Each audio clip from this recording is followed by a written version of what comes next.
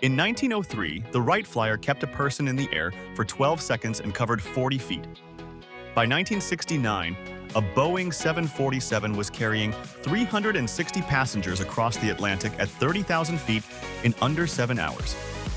Between those two moments, commercial aviation did not just become a faster way to travel.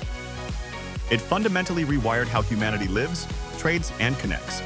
The world's first scheduled airline, Guy, began flying German airship passengers in 1909. By 1919, KLM was operating between Amsterdam and London, and the number of people who could afford to fly was vanishingly small.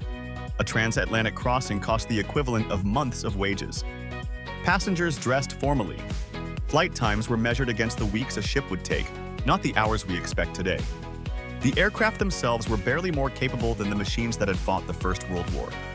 Cabins were unheated, unpressurized, and deafeningly loud. Passengers wore earplugs and leather coats. Yet despite all of this, demand grew because even an uncomfortable fast crossing was transformative compared to nothing at all. The routes being opened in the 1920s and 1930s linked cities that had previously been weeks apart by sea.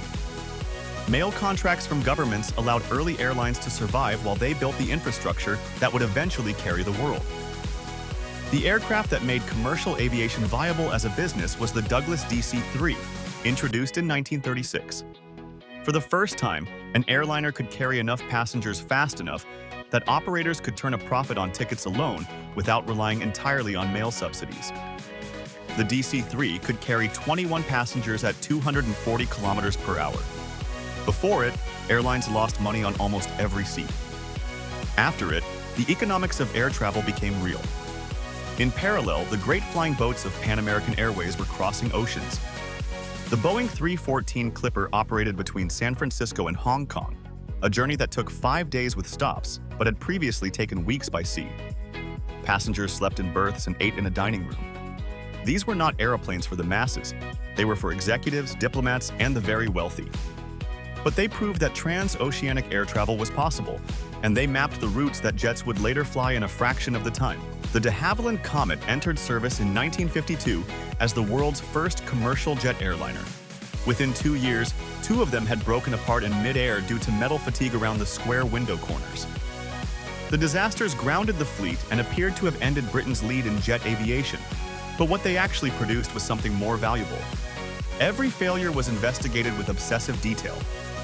The lessons were shared across the industry. Window shapes, fuselage pressurization cycles, inspection regimes, all were rethought. When Boeing's 707 entered service in 1958, it carried those lessons into an aircraft that worked. The transatlantic crossing that took 14 hours by propeller aircraft took 7 by jet.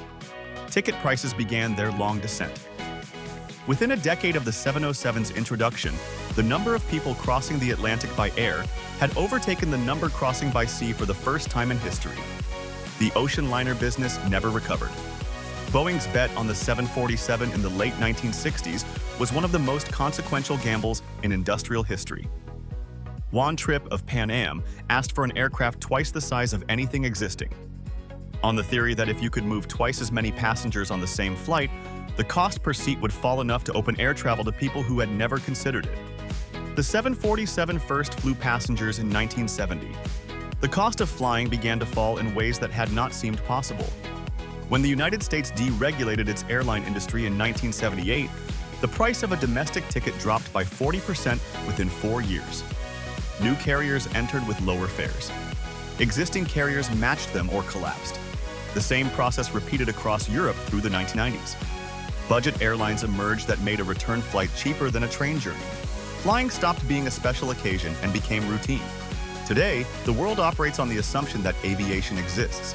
Fresh-cut flowers grown in Kenya are on sale in Amsterdam 24 hours later.